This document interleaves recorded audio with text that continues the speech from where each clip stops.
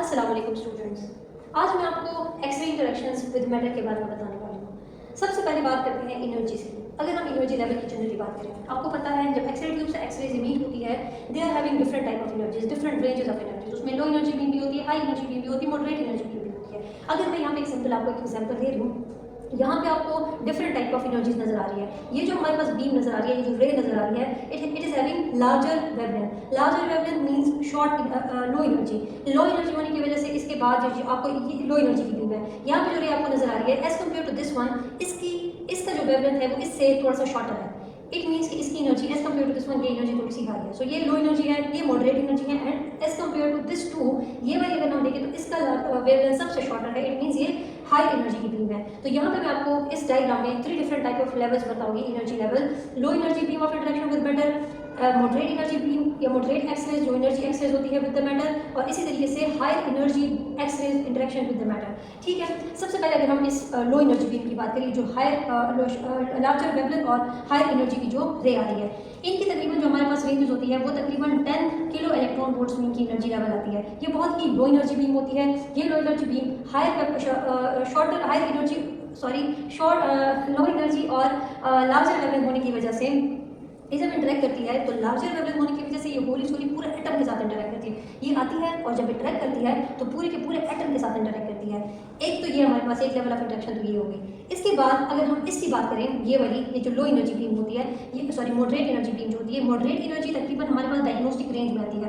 30 से लेकर 150 kilo electron volt की रेंज में हमारे पास ये वाली लाई करती है। इसका wavelength as compared to this one अगर हम देखें तो थोड़ा सा शॉर्टर है। इट मीन्स कि इनकी एनर्जी रेंजेस इससे हायर है। ये जो एनर्जी रेंजेस है ये 10 किलो इलेक्ट्रॉन वोल्ट्स की होती है, ये 30 to 150 किलो इलेक्ट्रॉन वोल्ट्स में आती है। ये जो इंटरेक्ट करती है तो ज़्यादातर हमारे पास आउटर शेल के जो इलेक्ट्रॉन्स होते हैं उनके साथ इंटरेक्ट कर रही होती है। इसके कंपैरिजन में अगर हम इसकी बात करें तो ये हमारे पास की जो बीम होती है, जो रेज होती है, इसकी एनर्जी काफ़ी हायर होती है, शॉर्टर वेवलेंथ होता है। तकरीबन मेगा इलेक्ट्रॉन वोल्ट्स में इनकी एनर्जी होती है, मेगा 10⁻⁶ इलेक्ट्रॉन वोल्ट्स की ये एनर्जीज होती है। ये जब इंटरेक्ट करती है हमारे मेटल में एटम्स के साथ, तो ये जाती है और सारे शेल्स को क्रॉस करके या तो इनर शेल या फिर इनर जो न्यूक्लियर फील्ड है यहाँ तक पहुँच के हमारे पास इसके साथ इंटरेक्शन करती है। ये हमारे पास डिफरेंट एनर्जी लेवल्स है और वो कैसे इंटरेक्ट करते हैं किसी एटम के साथ, तो ये यहाँ पे आपको क्लियर हो चुका होगा। इसके बाद हम पढ़ेंगे अब इसमें different type of interactions with the matter. सबसे पहले हमारे पास आ जाता है coherent scattering. Coherent scattering. Second one हमारे पास आ जाता है Compton scattering. Third is photo electric effect. Fourth one is pair production. Fifth one is photo disintegration.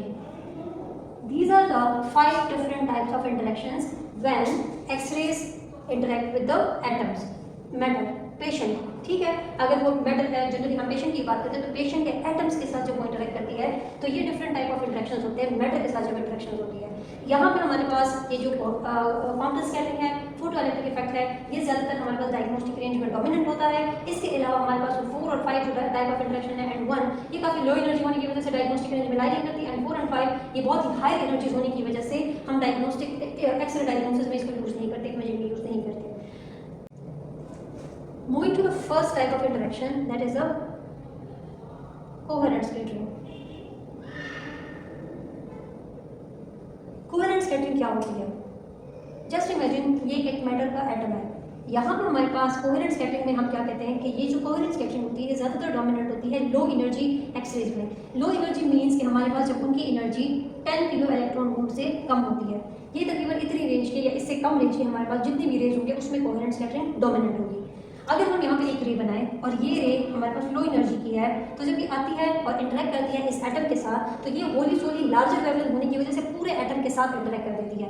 ये एटम हमारे पास एक्साइटेड हो जाता है, एनर्जी जो है ये आ रही होती है, तो ये जैसे इसके साथ इंटरेक्ट करती है atom become excited, whole atom की एक्साइटेशन होती है।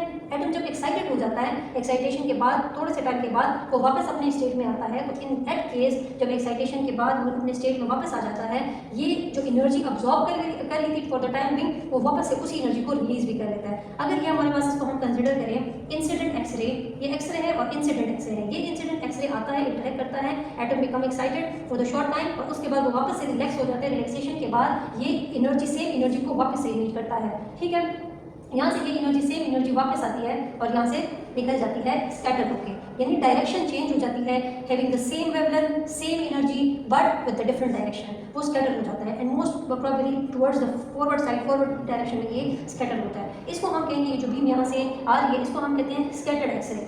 ठीक है, यहाँ से ये आती है, एटम को एक्साइटेड करती है फॉर द शॉर्ट टाइम, उसके बाद वो वापस से उसी एक्सरे को, ये जो स्कैटर्ड एक्सरे इसको इमिट कर देता है but in a different direction, इसको हम कहते हैं coherent scattering. Coherent scattering also known as classical scattering and Thomson scattering भी इसको हम एक नाम देते हैं। इसके अलावा अगर मैं आपको एक और उसके बारे में एक चीज़ बताऊं, यहाँ पे आपने नोटिस किया कि ये जो यहाँ पर रे आ रही होती है ये एक्साइटेशन कॉज करती है, there is no ionisation at all, कोई एनर्जी ट्रांसफर नहीं होती, ये एनर्जी आती है इंटरैक्ट करती है, एटम बिकम एक्साइटेड, उसके बाद वापस से सेम एनर्जी ऑफ एक्सरे को ये इमिट कर देती है। जो मेजर डिफरेंस होगा इन दोनों के बीच में वो सिर्फ और सिर्फ इनके डायरेक्शन का होता है कि ये इधर आ रही होती है और ये स्कैटर होकर दूसरे डायरेक्शन में चली जाती है, बाकी they are having the same wavelength same energy. यहाँ पे एक और हम बात इसमें ऐड कर रहे होते हैं कि ये जो हमारे पास कोहेरेंट स्कैटरिंग होती है इसका कोई भी रोल नहीं होता हमारे पास डायग्नोस्टिक इमेजिंग में, एक्सरे डायग्नोस्टिक इमेजिंग में इसका कोई रोल नहीं है, because they are having a very low energy, 10 kilo electron volt की एनर्जीज ऑब्वियसली हम यूज़ नहीं करते। जो हमारे पास जनरल रेंज है जो हम एक्सरे की यूज़ करते हैं एनर्जी रेंजेस वो तकरीबन 50 to 150 या 30 to 150 किलो वोल्ट पीक या केवीपी हम कर सकते हैं, किलो इलेक्ट्रॉन वोल्ट, इस रेंजेस में हमारे पास रेंजेस होते हैं। ये तकरीबन 10 किलो इलेक्ट्रॉन वोल्ट्स में है, ये बहुत ही लोअर रेंजेस की होती है, इसीलिए ये जो कोहेरेंट स्कैटरिंग है इसकी कोई इंपॉर्टेंस नहीं होती हमारे पास उसमें डायग्नोस्टिक इमेजिंग में। Now moving to the second type of interaction, that is Compton scattering.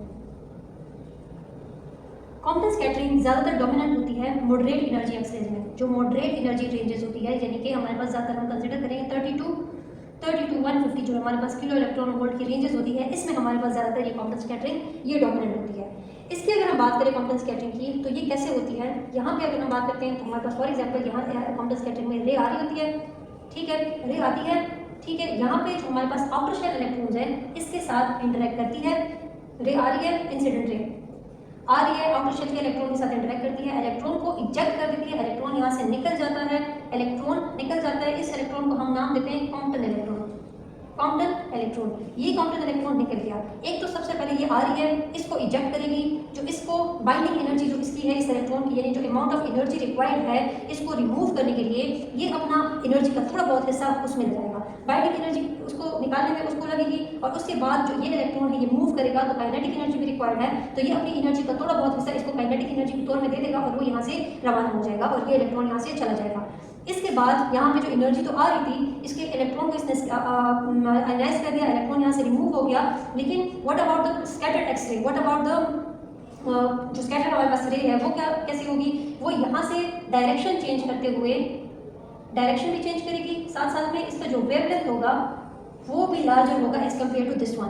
It means कि यहाँ पे जो एनर्जी है इसकी एनर्जी ज़्यादा है as compared to this one. X-ray, ये इंसिडेंट एक्सरे, ये हमारे पास स्कैटर्ड एक्सरे, इसकी एनर्जी इससे क्यों ज़्यादा है, क्योंकि ये जो एनर्जी थी कंसिडर करें कि इसकी एनर्जी 100 है, ठीक है, ये यहाँ पे आती है, इस इलेक्ट्रॉन को रिमूव करने में कुछ ना कुछ अमाउंट ऑफ एनर्जी जो इसकी बाइंडिंग एनर्जी थी उतनी अमाउंट ऑफ एनर्जी तो ये रिमूव हो जाएगी, तो 100 में से बाइंडिंग एनर्जी हमारे पास माइनस हो जाएगी, कंसिडर करें 10 इसकी बाइंडिंग एनर्जी है, हमारे पास रिमेनिंग कितनी हो जाएगी 90, लेकिन इस इलेक्ट्रॉन को मूव करने के लिए इसको काइनेटिक एनर्जी भी देनी पड़ती है, तो इसके लिए साथ 90 से माइनस हो जाएगी इसकी काइनेटिक एनर्जी भी, कंसिडर करें वो हमारे पास 20 है, तो कंसिडर करें 20 के बाद क्या बचता है 90 माइनस 20 तो 70 बच जाता है, तो जो 70 ऑफ एनर्जी है वो स्कैटर्ड रे की एनर्जी होगी। तो यहाँ पे हम ये कह सकते हैं कि इस इंसिडेंट की wavelength of X-ray incident is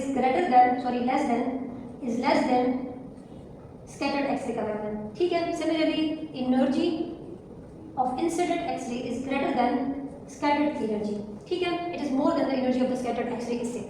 इसकी अगर हम एनर्जी की बात करें तो हम इसको फाइंड आउट कैसे करेंगे, अगर हम जनरली बात करते हैं तो एक्सरे इंसिडेंट एक्सरे की जो एनर्जी है इसकी energy this is equal to energy of the, ये इसके साथ हम इसको वो करेंगे energy of the scattered x-ray, लेकिन बीच में से हम इसके साथ ये माइनस करेंगे, इसको इसमें से ये एनर्जी माइनस होगी, बाइंडिंग एनर्जी और साथ साथ में काइनेटिक एनर्जी, इसको माइनस कर लेंगे ये वाली होल, और फिर जो इक्वल हो जाएगी हमारे जो बच जाएगी वो इसके बराबर हो जाएगी। यहाँ हमने एक छोटी सी गलती कर दी है, हमने स्कैटर की एनर्जी फाइंड आउट करनी है तो उसमें से इंसिडेंट में से ये माइनस होगी, तो जब ये इंसिडेंट में से माइनस हो जाती है वो हमारे पास स्कैटर की एनर्जी होती है, ठीक है, तो हमारे पास स्कैटर की एनर्जी आ जाएगी जो कि इस एनर्जी में से हमारे पास माइनस हो जाएगी। अगर मैं जनरल आपको एक एग्जांपल दे दूँ यहाँ पे, तो हम यहाँ पे मैंने आपको जनरली वैल्यूज बताई है 100, अगर हम इंसिडेंट की 100 लगा दें बाइंडिंग एनर्जी हमारे पास कितनी है, बाइंडिंग एनर्जी उधर मैंने आपको 10 की एग्जांपल दी थी, 10 हम ऐसे जनरल एग्जांपल ले रहे हैं, सपोज कर रहे हैं, और काइनेटिक एनर्जी हमने 20 ली है, तो ये 20 इधर हमारा माइनस है, तो ये 20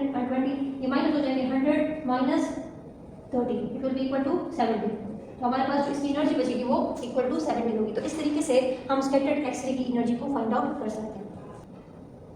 एनर्जी के बाद एक और पॉइंट मैं आपको ऐड करती जाऊँ, ये जो हमारे पास स्कैटर्ड रे आ रही है और ये जो फोटो इलेक्ट्रॉन या कॉम्पटन इलेक्ट्रॉन आ रहा है, photo electron sorry Compton electron, what about them, अब ये बॉडी के अंदर इंटरेक्शन के बाद क्या करेंगे, ये जो इलेक्ट्रॉन है ये फ्री इलेक्ट्रॉन है, ये जो एक्सरे है ये स्कैटर्ड रे है, ये स्कैटर्ड रे आपकी बॉडी के अंदर मूव कर रही होती है, ये इलेक्ट्रॉन भी मूव करता है, as this scattered x-ray is having energy, इस इलेक्ट्रॉन के पास भी काइनेटिक एनर्जी है, ये क्या करेंगे, ये मल्टीपल एरियाज पे जाके आयोनाइजेशन पास करेंगे, ये इलेक्ट्रॉन जगह जगह किसी इलेक्ट्रॉन एरिया पे जाएगा, आउटर शेल के किसी एटम के साथ, एटम के आउटर शेल के साथ इंटरेक्ट करेगा, उसको आयनाइज करेगा, फ्री रेडिकल्स बनाएगा, आपकी बॉडी में फ्री रेडिकल्स और भी बनेंगे, और वो क्या कर रहा है, सिंपली आपकी बॉडी में हो सकता है मल्टीपल डीएनए और डिफरेंट और टिश्यूज के डैमेज पास कर सकता है, इसके अलावा आपकी बॉडी को या एक्स्ट्रा डोज भी दे रहा है। साथ साथ में अगर हम इस स्कैटर्ड रे की बात करें, ये भी तब तक आपकी बॉडी में एक्स्ट्रा इंटरेक्शंस करता रहता है जब तक वो आपकी बॉडी में रहता है, इंटरेक्शंस करेगा, जब इसकी इस इलेक्ट्रॉन की एनर्जी डाउन हो जाती है, बिल्कुल जीरो हो जाती है, तो ये किसी फ्री कोई वैकेंसी उसको मिलेगी और वो उसमें ड्रॉप करके उधर ही सेटल डाउन हो जाएगा। सिमिलरली इसी का जो स्कैटर्ड रे है इसका भी यही केस होता है। इसके अलावा जो स्कैटर्ड रे है, अगर फॉर एग्जांपल बॉडी में इंटरेक्ट करते करते वो वहाँ से निकल जाता है, तो ये स्कैटर्ड रे हमारे पास किधर जाती है, टुवर्ड्स द इमेज रिसेप्टर, और ये टुवर्ड्स द इमेज रिसेप्टर जब पहुंचती है वहाँ पे ये इमेज रिसेप्टर पे इमेज नॉइस क्रिएट करेगा, इमेज ब्लर कास्ट करेगा, डलनेस कास्ट करेगा, इमेज की कंट्रास्ट को खराब करेगा, इमेज क्वालिटी को डाउन करेगा। इसके अलावा अगर ये स्कैटर्ड रे हमारे पास अगर बॉडी में इंटरेक्शन कर रही है लेकिन टुवर्ड्स द इमेज रिसेप्टर ना जाए, किसी और तरफ ये स्कैटर होकर निकल जाए, ऊपर की तरफ साइड की तरफ अगर स्कैटर होकर निकल जाती है, तो this is the main source of the radiographic dose. ये जो टेक्नोलॉजिस्ट का डोज जो टेक्नोलॉजिस्ट होता है उसका मेजर जो कॉज है वो ये चीज़ है, इसकी वजह से हमें ज़्यादातर डोज मिलता है। स्कैटर होती है, जो पेशेंट स्कैटर होकर हमारे ऊपर आ रही होती है, तो रेडियोलॉजी टेक्नोलॉजिस्ट के लिए मेजर जो कॉज है डोज का वो इस वजह से भी होती है, तो ये हमें डोज भी दे रही होती है साथ साथ में।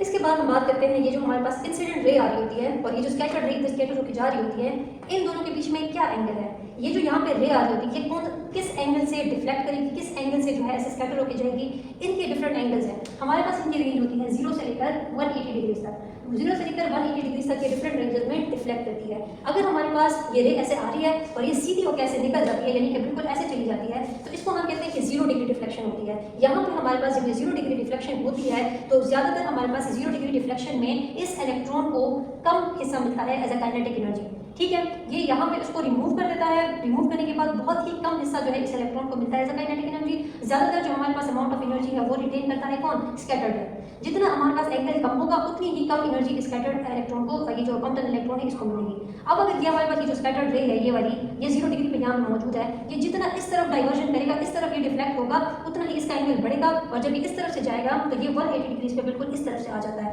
जब ये इंसिडेंट रे ऐसे जाती है और डायरेक्टली उसके बिल्कुल बैकवर्ड डायरेक्शन में वापस से ऐसे रिफ्लेक्ट होकर निकल आती है और वापस से इंसिडेंट रे ऐसे गई है और डिफ्लेक्ट होकर इस तरीके से डायरेक्शन में आई है, तो ये हमारे पास 180 डिग्री डिफ्लेक्शन शो करता है। ये अपने बिल्कुल अपनी ही डायरेक्शन में ऑपोजिट डायरेक्शन में आ चुकी है, ऐसे गई थी और ऑपोजिट डायरेक्शन में वापस आ चुकी है। ये हमारे पास 180 डिग्री डिफ्लेक्शन होती है, ये मैक्सिमम डिफ्लेक्शन होती है। यहाँ पे ज़्यादातर हिस्सा हमारे पास इलेक्ट्रॉन, ये जो मतलब जो इलेक्ट्रॉन है उसको बहुत ज़्यादा काइनेटिक एनर्जी मिलती है। इस केस में जब हमारे पास ये एंगल ज़्यादा होता है तो यहाँ पे काइनेटिक एनर्जी इसको बहुत ज़्यादा मिलती है, लेकिन फिर भी जो स्कैटर्ड रे है it retain most of the energy. जो हमारे पास इंसिडेंट होती है मोस्ट ऑफ द एनर्जी वो रिटेन कर लेते हैं, लेकिन as compared to lower angles ये जो एनर्जी होती है काइनेटिक एनर्जी यहाँ पे इस केस में ज़्यादा होती है। क्वांटम स्कैटरिंग अब डिपेंड किन चीज़ों पे करता है। हमारे पास क्वांटम स्कैटरिंग जो है, क्वांटम स्कैटरिंग ये इनवर्सली रिलेटेड है एनर्जी के साथ, इनवर्सली रिलेटेड है एनर्जी के साथ। क्वांटम स्कैटरिंग जैसे कि मैंने आपको बताया कि ये जो स्कैटर्ड रेज होती है ये टुवर्ड्स इमेज रिसेप्टर जाती है, इमेज नॉइस क्रिएट करती है, इमेज डिटेल खराब करती है। साथ साथ में सेम स्कैटर्ड रे अगर हमारी तरफ आती है तो पेशेंट जो टेक्नोलॉजिस्ट है उसको भी एक्स्ट्रा डोज मिलता है टेक्नोलॉजिस्ट को। साथ साथ में पेशेंट में अब्जॉर्प्शन अगर हो जाए समवट तो उसमें भी पेशेंट डोज भी बढ़ा रही होती है, साथ साथ में फ्री रेडिकल आयनाइजेशन भी पास कर रही होती है। तो ऑब्वियसली हम नहीं चाहेंगे कि स्कैटर रेडिएशंस काफ़ी ज़्यादा हो अमाउंट में। अगर हम एनर्जी को इंक्रीज करते हैं तो हम स्कैटर रेडिएशंस को डिक्रीज कर सकते हैं, तो ये इनवर्सली रिलेटेड है। अगर हम एनर्जी ऑफ द बीम यानी कि केवीपी को बढ़ाएंगे तो स्कैटर रेडिएशंस को समवट कम किया जा सकता है। इसके अलावा ये जो हमारे पास अगर हम स्कैटरिंग की बात करें क्वांटम स्कैटरिंग की, सो इट इज़ ऑलमोस्ट हम कह सकते हैं कि ये रिलेटेड नहीं है अगर हम बात करते हैं उसकी एटॉमिक नंबर की जी की। तो ये एटॉमिक नंबर के साथ इसका कोई रिलेशन नहीं है। अगर वो इंटरेक्शन हो रही है बोन्स के साथ हो रही है, सॉफ्ट टिश्यूज के साथ हो रही है, किसी भी रीजन के साथ हो रही है, कोई भी उसका चाहे एटॉमिक नंबर क्यों ना हो, क्वांटम स्कैटरिंग एटॉमिक नंबर के साथ उसका कोई रिलेशनशिप नहीं है। तो ज़्यादातर हम कह सकते हैं कि हम अगर एनर्जी को वो करते हैं तो एनर्जी को बढ़ाते हैं तो क्वांटम स्कैटरिंग को डिक्रीज किया जा सकता है। इसके अलावा अगर हम इसकी साइड इफेक्ट्स की बात करें तो अभी वो मैंने अभी आपको बता दिया। कुछ साइड इफेक्ट की अगर हम बात करते हैं तो सबसे पहले इमेज डिटेल को ये कम करता है, डिक्रीज करता है। साथ में पेशेंट डोज समवट इसको भी वो कर रहा है, पेशेंट डोज को इंक्रीज कर रहा है। टेक्नोलॉजिस्ट जो हमारे पास है, टेक्नोलॉजिस्ट के डोज को भी ये बढ़ा रहा है। ठीक है, एक और चीज़ इसकी डिपेंडेंस है पेशेंट पे, पेशेंट की थिकनेस पे। पेशेंट थिकनेस अगर इन केस हमारे पास पेशेंट ओबीस होता है तो पेशेंट जितना ओबीस होता है उतना ही मैटर ज़्यादा होता है, मैटर जितना ज़्यादा होगा उतने ही नंबर ऑफ एटम्स ज़्यादा होंगे, जितने नंबर ऑफ एटम्स होंगे उतने ही चांसेस होंगे एक्सरे की इंटरेक्शन के साथ, उतने ही नंबर ऑफ इंटरेक्शन ज़्यादा होंगे और हो सकता है उसमें नंबर ऑफ चांस स्कैटरिंग जो है वो और भी ज़्यादा हो जाए। तो पेशेंट अगर हमारे पास मैटर इंक्रीज होता है, मैटर के बढ़ाने से यानी कि पेशेंट की थिकनेस, पेशेंट की बॉडी अगर बढ़ रही है तो ऑब्वियसली वहाँ पे स्कैटर ज़्यादा होते हैं। सिंपल एग्जांपल यहाँ पे मैं आपको दूँ, अगर हम जनरली एक्सट्रीमिटी की बात करते हैं तो यहाँ पे मैटर इतना ज़्यादा नहीं है। यहाँ पे जो हमारे पास इमेज बनती है वो काफ़ी जो है हाई कंट्रास्ट इमेज होती है, बेटर डिटेल की इमेज हमारे पास बनती है। अगर हम जनरली पेल्विस की बात करें, एब्डोमेन की बात करें, ऑब्वियसली वहाँ पे मैटर ज़्यादा है, नंबर ऑफ एटम ज़्यादा है, नंबर ऑफ इंटरेक्शन ज़्यादा होंगे, तो वहाँ पे हमारे पास इमेज डिटेल इतनी वो नहीं आती। यहाँ पर बिल्कुल फाइन डिटेल्स बनती है अगर हम एक्सट्रीमिटी की बात करते हैं। तो सारी बात होती है मैटर की, नंबर ऑफ एटम्स की, पेशेंट की थिकनेस की, टिश्यू की थिकनेस की। तो ये चीज़ें सारी इसके साथ क्वांटम स्कैटरिंग के साथ हम कोरिलेट कर सकते हैं। क्वांटम स्कैटरिंग के बाद इंशाल्लाह हम इसके नेक्स्ट पार्ट में, इस वीडियो के नेक्स्ट पार्ट में क्वांटम स्कैटरिंग के बाद photo electric effect, wave production और फोटो डिसइंटीग्रेशन को डिस्कस करेंगे। Thank you for watching.